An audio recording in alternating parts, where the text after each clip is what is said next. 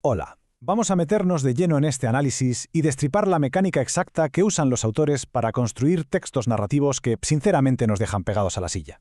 A ver, leer un buen libro o escuchar una anécdota increíble puede parecer pura magia, ¿verdad? Pero detrás de cada gran relato hay un motor invisible funcionando con una precisión casi matemática. Hoy vamos a desmontar ese motor pieza a pieza para entender cómo funciona esto de la narración desde sus mismísimos cimientos. Prestemos atención a este famosísimo comienzo. Los catapulta literalmente a un mundo súper específico al instante. Con apenas un puñado de palabras ya nos están plantando un conflicto moral en la cara y presentando a un protagonista de lo más complejo.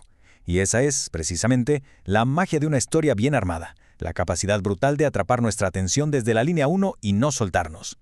Para entender cómo logran esto, vamos a ir paso a paso.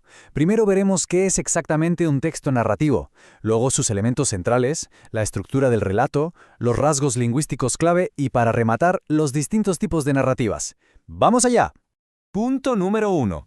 ¿Qué es un texto narrativo? Bueno, la clave aquí es que una narrativa es, simple y llanamente, la forma de contar una secuencia de acciones. Da igual si es una historia completamente verídica o una locura salida de la imaginación. El objetivo final es permitir que la mente recree la situación a la perfección. Es como proyectar una película directamente en el cerebro de quien está leyendo. Increíble, ¿no? Pasamos al punto 2. Los elementos centrales. Pensemos en una historia como si fuera una receta de cocina. Toda narración necesita, sí o sí, estos 4 ingredientes: el narrador, los personajes, la acción y el marco de espacio y tiempo. Pero cuidado, el éxito de un relato no es solo echar los ingredientes a la olla, sino ver cómo interactúan entre ellos para que la trama cobre vida de una forma creíble y emocionante. Y esto es fascinante porque la voz que cuenta la historia, el narrador, puede darle la vuelta a la tortilla y cambiar por completo nuestra perspectiva. Podemos tener un narrador externo, que es como una mosca en la pared, un simple observador, uno interno, que se mete de lleno en el barro y participa en los hechos, o el todopoderoso narrador omnisciente. Ese es el que lo sabe absolutamente todo, los detalles, los secretos y hasta los pensamientos más oscuros de los personajes. Claro, toda esta acción tiene que recaer sobre alguien, y ahí es donde entran los personajes. Ellos son los que cortan el bacalao. Tenemos a los protagonistas, que llevan todo el peso de la trama sobre sus hombros. Luego, muchísimas veces, chocan de frente contra sus antagonistas, las fuerzas opuestas. Y orbitando alrededor, dándole vida y textura a todo el tinglado, están los personajes secundarios. Ahora, ¿qué hacen y cuándo lo hacen? La acción es básicamente el conjunto de acontecimientos. Lo más habitual es agrupar las cosas en orden cronológico, del pasado al presente. Pero a los autores les encanta saltarse las reglas del tiempo. Juegan a hacer saltos hacia adelante, lo que llamamos anticipación, o pegan un volantazo y hacen una retrospección, viajando al pasado para soltar un detalle oculto que de repente lo cambia absolutamente todo. Y con esto llegamos al punto 3, la estructura de un relato. Casi cualquier historia tradicional sigue un mapa súper claro. Fase 1, la introducción, donde nos sitúan en el lugar, la época y nos presentan a los personajes. Fase 2, el famosísimo nudo. Aquí surge un hecho desencadenante y suele ser la parte más extensa y jugosa de la historia.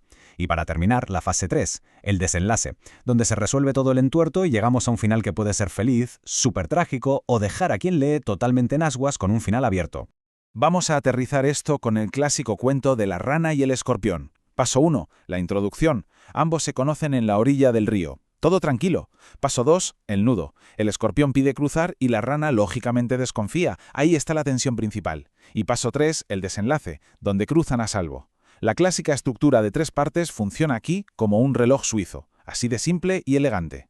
Pasamos al punto 4, rasgos lingüísticos clave. A ver, para que una historia funcione hay que usar las herramientas gramaticales adecuadas, y por eso las narraciones tiran muchísimo de los verbos en pasado. Usar tiempos como el pretérito perfecto simple o el pluscuamperfecto, como en la frase «Cuando amaneció, todos se habían ido». Nos deja clarísimo que las acciones ya están finiquitadas, nos planta de lleno en eventos que ya son historia pura y dura. Pero ojo, que leer siempre lo mismo aburre a las ovejas, así que los escritores hacen auténticos malabares con los verbos. Pueden colar un pretérito imperfecto para acciones prolongados, en plan «todo el mundo iba con prisa» o, y esto es una genialidad, usar el presente para algo del pasado. Imaginemos leer «un muchacho camina sin rumbo». Al usar el presente, da la sensación de que está pasando ahora mismo, justo delante de nuestras narices. Claro, con tanto salto es facilísimo perder el hilo. La solución: los marcadores textuales. Palabritas clave como finalmente, entonces o a continuación. Básicamente actúan como señales de tráfico que nos guían por la historia, dándole un orden lógico y temporal para que nadie se pierda por el camino. Otro detallazo súper interesante es cómo escuchamos a los personajes. Hay dos caminos principales. El estilo directo, que son las citas literales de toda la vida dándole voz viva al personaje, o el estilo indirecto, donde el narrador procesa el mensaje y nos lo resume en sus propias palabras. La mezcla de ambos es lo que le da un ritmo brutal y muchísimo dinamismo a la lectura. Y por último, punto 5, tipos de narrativas. Lo más alucinante de todo este tema es que, literalmente, la misma mecánica que sostiene una novela de fantasía súper compleja es la que hace funcionar un reportaje de noticias diarias, una biografía histórica o incluso ese chiste que alguien cuenta en una cena. Las dimensiones o el formato cambian, por supuesto, pero el motor narrativo, la esencia de cómo contamos lo que pasa, es exactamente idéntica. Entender cómo funcionan las tripas de una historia no solo desmitifica la literatura, sino que cambia radicalmente nuestra forma de experimentar cualquier relato a partir de ahora. La próxima vez que una historia logre atrapar la atención hasta hacer que el tiempo pase volando, merece la pena detenerse un segundo y pensar, de todos estos engranajes invisibles que hemos explorado hoy, ¿cuáles están girando en secreto para hacer que ese relato sea absolutamente inolvidable?